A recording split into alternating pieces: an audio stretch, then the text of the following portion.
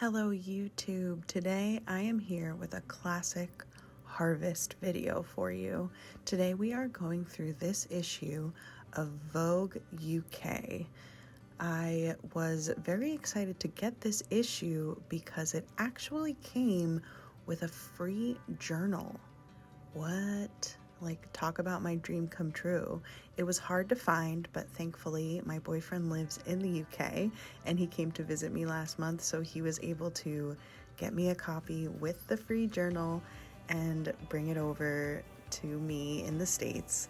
So that was really cool. So anyway, now we're going to harvest the Vogue. I'm just going through and ripping out everything that I think I could possibly want. I'll probably even go further than this, but this is like my first pass through the magazine. And while we do this and flip through, I thought I would answer some questions about collage, about art, and about my art practice. So I got a few really great questions. The first one, two of them kind of go together. One is, what's another art style that you would like to try? And then my mom, shout out mom, also sent in a question, would you ever add multi-mediums? The answer is absolutely. I have been dying to try multimedia collage and art, like to add stamps, to add paint and inks, to add stitching on paper, which I tried once and it was very cool. I'm really eager to try that stuff. I think I just need to like really dedicate myself to trying it in earnest. So that's definitely on the horizon. And as far as another art style that I would like to try, I'm really sticking with collage, but I do really like stamps. I think I would like to get into stamps in the future and possibly more decoupage, like taking magazine pieces or paper pieces and collaging them on a surface that isn't paper. You know what I mean? I've done a little bit of that in the past, but I'd like to try that again. So next question is from RCE Rebecca on Instagram. It says, what is your favorite glue for unusual materials like plasticky or porous stuff? As you know, what do I use? For paper, I use, I always say it, photo mounting squares. They are from Michaels. I absolutely love them, and they are my go-to for paper stuff. As far as things that are not paper, it's not something that I've worked with a lot, again, because I'm looking to get further into different mediums, but there is a scrapbook glue that I really like. There is a glue that my mom actually uses in her art, shout out mom again, and it's art glitter, I believe, and it's just like a clear adhesive. I'm going to confirm exactly what it's called, and I'll even put a picture of it on the screen, but I'm pretty sure this is the one, and I have used this a few times for smaller pieces, like tiny pieces and things like that, and I do really like this glue. I still am very hesitant to use any glues on magazine, as you know, but this is probably what I would go to for something that was a little bit thicker than magazine. So this is the glue that I like. There used to be another glue that I used to really love. I think it was Zip Dry, but I don't think they make that anymore. So I need to do some glue tests. Maybe that could be a cool like video idea, to try some glues and see what we can come up with. So on the screen, I'm just doing a trim of all of the things I harvested, doing some cutting of the different people and stuff, but let's get to the next question. Ryan, shout out to Ryan. My name is Ryan. He is a zine maker. I will put his YouTube channel in the description. Makes the coolest zines around. He asked, do you have one clipping saved you always want to use but keep saving for something else? The answer is yes, and there are like a million of them. One that comes to mind is, it's a vintage advertisement for, I think, Ballpark hot dogs or something, but it has Michael Jordan in it, and it's just a really good random weird picture, and I just don't know where to use it, so I've been hanging on to that one. Another one that comes to mind is from another vintage magazine, and it's a lady like sitting at a computer, and I cut out the screen of the computer, and I think I actually put Lord of the Rings in it, so it looked like she was watching Lord of the Rings. I'll put a picture of that on the screen too.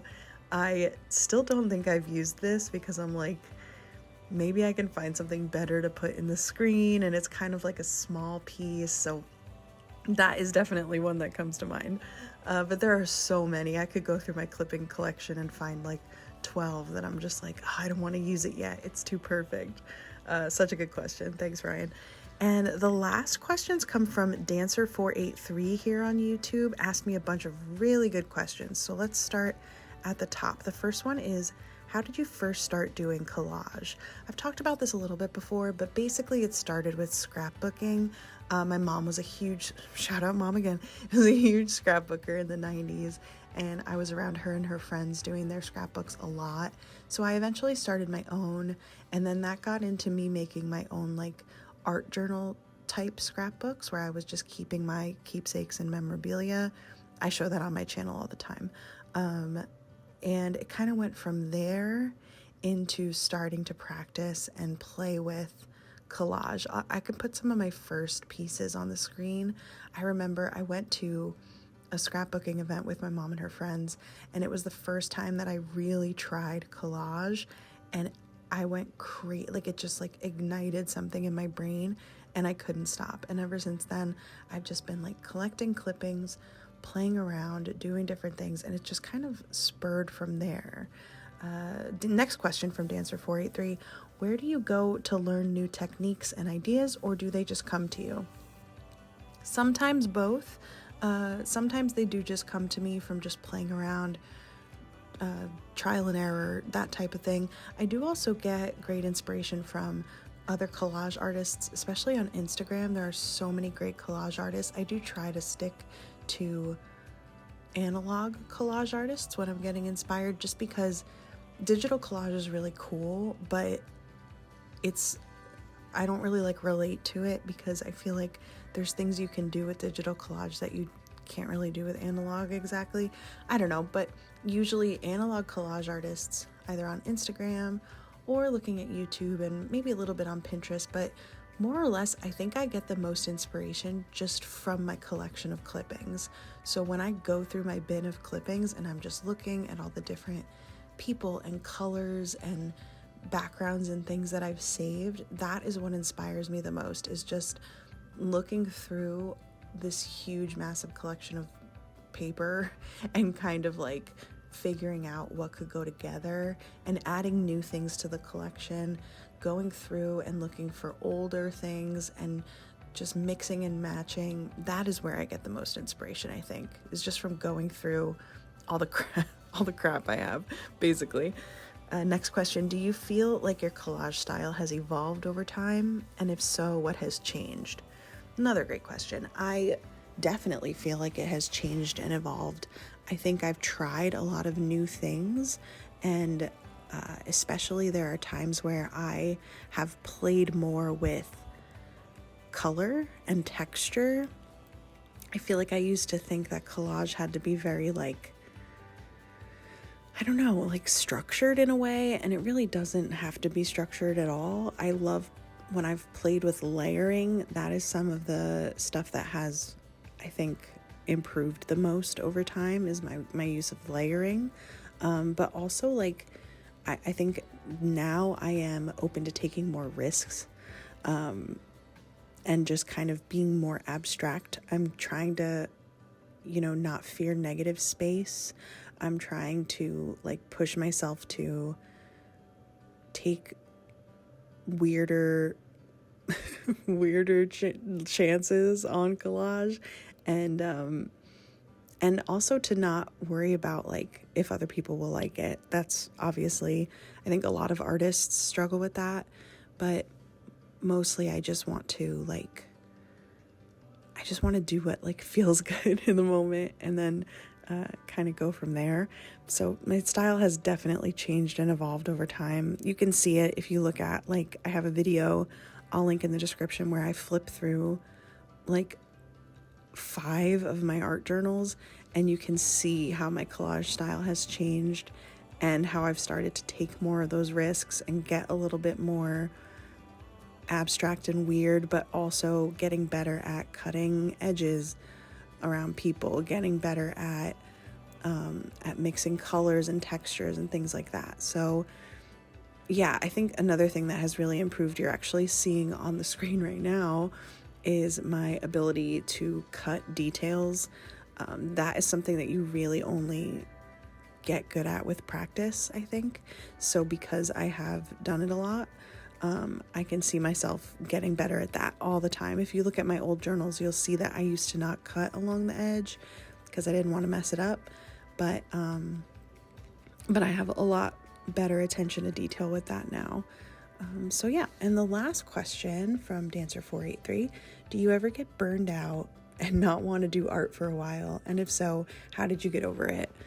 Another thing that I think all artists kind of deal with, I definitely get burned out. I think my secret is that I have a lot of art journals going, so that if I get sick of using one, or if I don't feel inspired in one, I can kind of go to the other one and play there. I also, like I said, I get inspired by going through my collection of clippings and revisiting everything. But it is okay to step away sometimes. Sometimes I don't make a YouTube video for like 4 months. And that's just how it is sometimes. You know, you just kind of come and go. I like to take my time with it and to give myself that freedom to step away. But yeah, burnout is hard, you know? Thank you so much for all these questions. So good. I love talking about art. Please leave any other questions you might have in the description below, or in the comments below rather, so that I can answer them in a future video. And I'm so happy you hung out. I'll see you soon. Bye.